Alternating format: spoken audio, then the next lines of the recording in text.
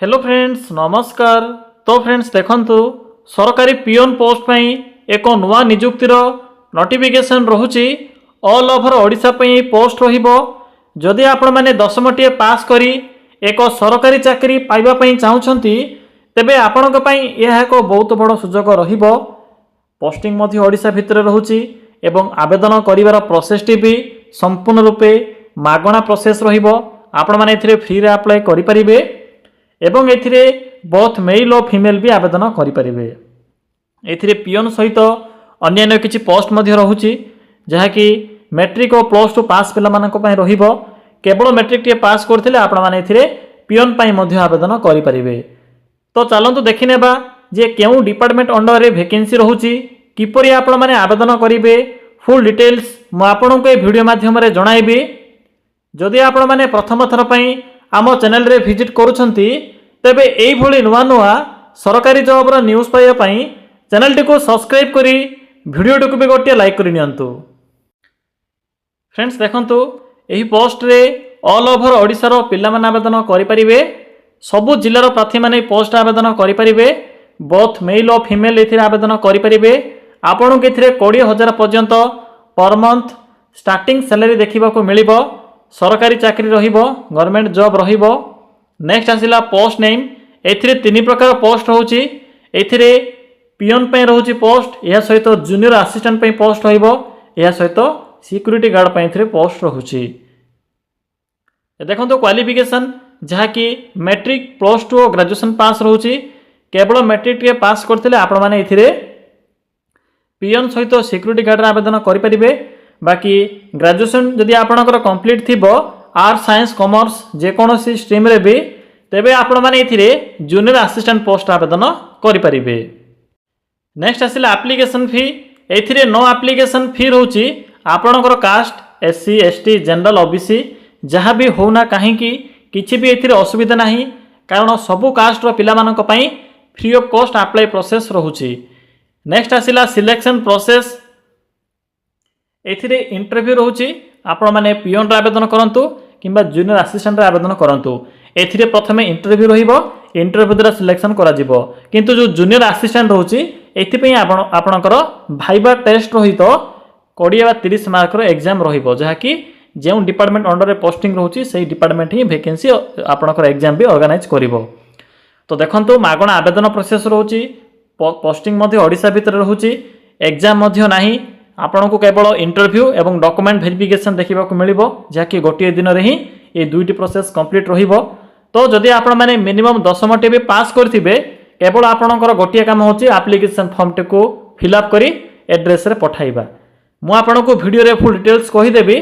आपण माने केवल सेतिकी ही प्रोसेस टी को कंप्लीट निश्चित रूपे करिवे।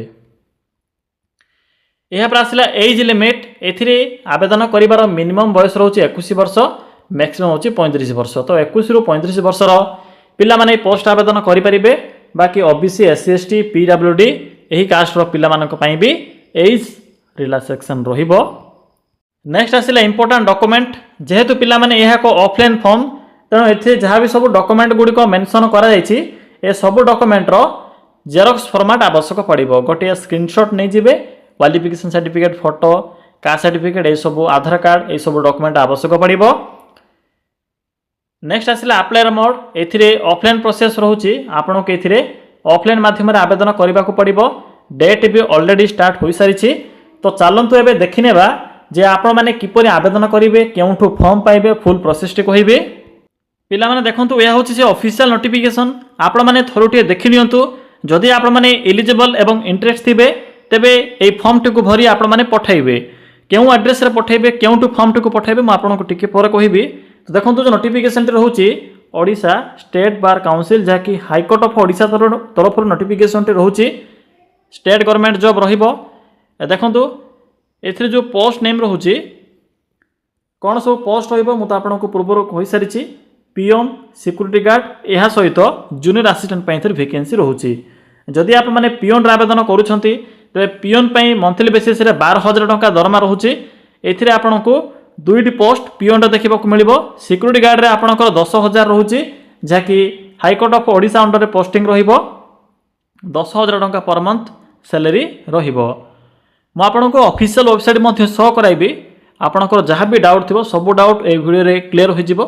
तो थरुटिए देखि नियंतु कौन कौन सब डॉक्यूमेंट अटैच करेंगे एथिरे मेंशन करा जायछि जहाँकि चारोटी डॉक्यूमेंट रोचे मु भी आपको पूर्व कही सारी यह हूँ एप्लिकेशन फॉर्म। सिंपली आप एप्लिकेशन फॉर्म टी भरवे टिके भिडियो को देखि नियंतु मु आपको वीडियो शेष में कहीदेवी ये पीडीएफ रो लिंक भी आपको देवी निजे आप प्रिंट काढ़ी फिलअप करेंगे और जो एड्रेस कहि से एड्रेस पठाइबे। यापर देखो अन्य एक पोस्ट हो जहाँकि जूनियर असिस्टेंट एथिरे आपणकर 3टी पोस्ट हो 20,000 टंका सैलरी रोचे। टर्म्स एंड कंडीशन देखो कौन रोचे क्वालिफिकेशन कौन रहिबो एथिरे आपणकर ग्रेजुएशन रोचे एनी ग्रेजुएट पिला माने पोस्ट आवेदन करि परिबे। या सहित कंप्यूटर नॉलेज रे पीजीडीसी एथिरे मेंशन अछि।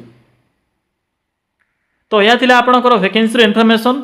एबे देखंतु अप्लाई किपरि करिवे 2टी फॉर्म अछि। जदि आप माने पियोन एंड सिक्यूरिटी गार्ड रे आवेदन करिवे तबे ए पई गोटिए फॉर्म रहउछि।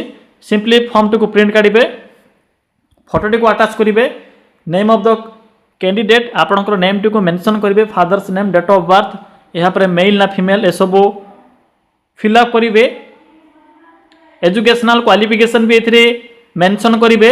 मैट्रिक जेहेतु एथिरे रहउछि तो आपण माने किछि भी अधिका फिलअप करिवार आवश्यक नाही। जदि पियोन रे आवेदन करूछंती केवल मैट्रिक ही मेंशन करिवे।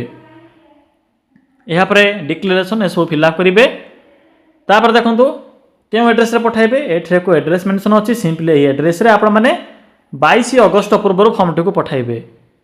नेक्स्ट देखो जो मैंने भी जूनियर असिस्टेंट आवेदन करने को चाहूँगी सिंपली यही फॉर्म टी को प्रिंट काढ़े पिला माने फिलअप कला समय रे सब ब्लॉक लेटर रे फिलअप करेंगे फोटो अटैच करेंगे नेम ऑफ द कैंडिडेट आपन नेम सेम रोचे प्रोसेस सब सेम रोचे एड्रेस भी सेम रहिबो एवं डेट मध्य सेम रोचे यही भाव में फॉर्म टी को पठाइबे।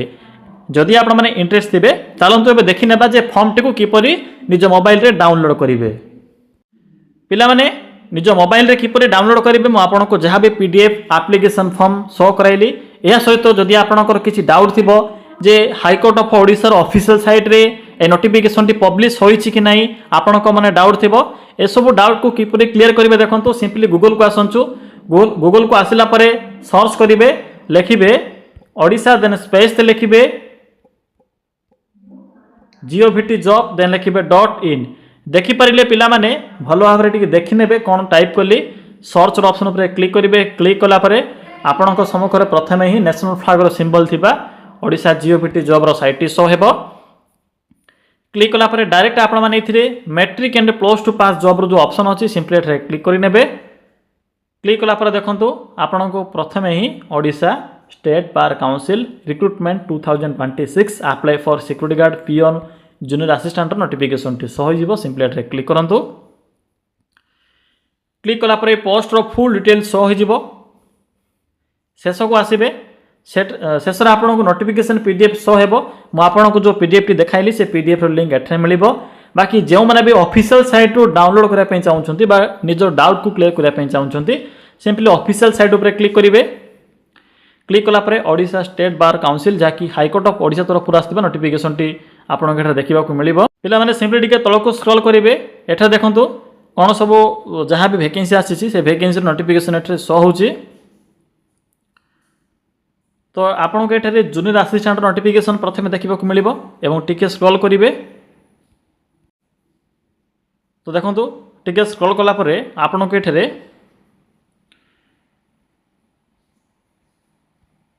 तो पिला माने देखंतु ए नोटिफिकेशन जो अनाउंसमेंट रोचे एठे आपण माने सिंपली विजिट करि परिबे। देखंतु एथिरे मेंशन अछि जूनियर असिस्टेंट सहित आपण को एठे पियन रो भी नोटिफिकेशन गुडी को देखिबा। तो पिला माने देखंतु एठे नोटिफिकेशन टी शो होची टिक वेट कला परे पियन सिक्यूरिटी गार्ड नोटिफिकेशन टी शो हो जिवो। डायरेक्ट क्लिक करिवे क्लिक कला परे पीडीएफ टी को ओपन करिवे ओपन हे जिवो एई फॉर्म को फिल अप करी पठाइबे। तो फ्रेंड्स यह थिला कंप्लीट इन्फॉर्मेशन।